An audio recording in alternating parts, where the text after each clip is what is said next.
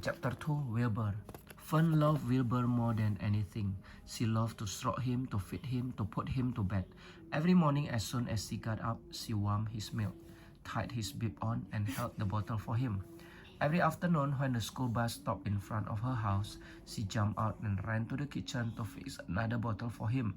She fed him again at supper time and again just before going to bed. Mrs. Arabelle gave him a feeding around noontime each day when Fern was away in school. Wilbur loved his milk, and he was never happier than when Fern was warming up a bottle for him. He would stand and gaze up at her with adoring eyes. For the first few days of his life, Wilbur was allowed to live in a box near the stove in the kitchen. Then when Mrs. Arabelle complained, he was moved to a bigger box in the woodshed. At 2 weeks of age, he was moved outdoors. It was apple blossom time, and the days were getting warmer.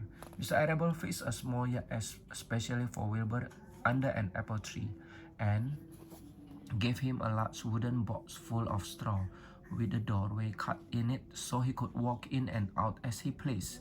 Won't he be cold at night? asked Fern. No, said her father. You watch and see what he does. Carrying a bottle of milk, Fern sat down under the apple tree inside the yard. Wilbur ran to her and she held the bottle for him while he sucked. When he had finished the last drop, he grunted and walked sleepily into the box. Fern peered through the door. Wilbur was poking the straw with his snout. In a short time, he had dug a tunnel in the straw. He crawled into the tunnel and disappeared from sight, completely covered with straw. Fern was enchanted. It relieved her mind to know that her baby would sleep covered up and would stay warm. Every morning after breakfast, Wilbur walked out to the road with Fern and waited with her till the bus came. She would wave goodbye to him, and he would stand and watch the bus until it vanished around a turn. While Fern was in school, Wilbur was shut up inside his yard. But as soon as she got home in the afternoon, she would take him out and he would follow her around the place. If she went to her house, Wilbur went too. If she went upstairs, Wilbur would wait at the bottom step until she came down again. If she took her doll for a walk in the doll carriage, Wilbur followed along. Sometimes on these journeys, Wilbur would get tired, and Fern would pick journeys. Wilbur would get tired, and Fern would pick journeys.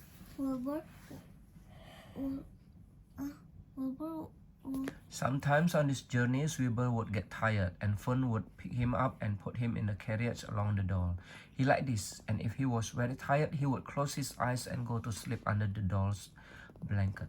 He looked cute when his eyes were closed because his lashes were so long. The doll would close her eyes too, and Fern would wheel the carriage very slowly and smoothly so as not to wake her infants. Elton? One warm afternoon, Fern and Avery put on bathing suits and went down to the brook for a swim. Wilbur tagged along at Fern's heels. When she waited, When full stop, you take a pause, yeah? When she waited, Wilbur tagged along. When she waded into the brook, Wilbur waded. When she waded into the brook, Wilbur waded in with her. Okay, go on. He found the water quite cold, too cold for his liking. So while the children swam and played and splashed water at each other, Wilbur amused himself in the mud along the edge of the brook, where it was warm and moist and delightful, sticky and oozy. Every day was a happy day, and every night was peaceful.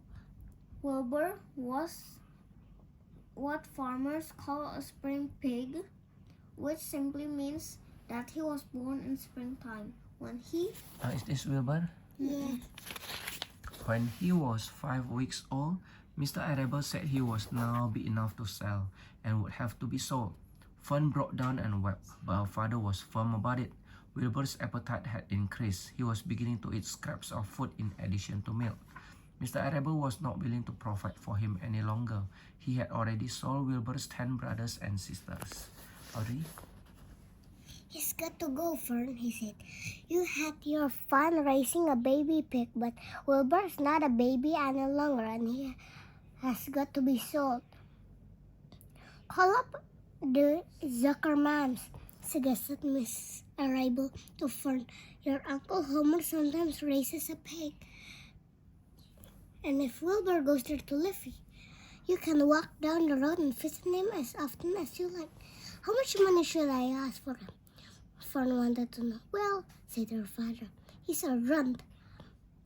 Tell your Uncle Homer if you got a pig you'll sell for $6 and see what he says. As soon as it was arranged, Fern phoned and got her Homer, and Uncle Homer came in front of the barn and talked to Fern. They heard at the price. It was soon arranged. Fern phoned and got her Aunt Edith, and her Aunt Edith hollered for Uncle Homer. And Uncle Homer came in from the barn and talked to Fern. When he heard that the price was only $6, he said he would buy the pig. Next day, Wilbur was taken from his home under the apple tree and went to live in a manure pile in the cellar of Zuckerman's barn. Okay, this is done. Escape. Escape. Yeah, oh, escape. Maybe Wilbur. Kayaknya dia mau kembali ke itu, ke dia punya home. Benar, Karena dia suka si Fern. benar.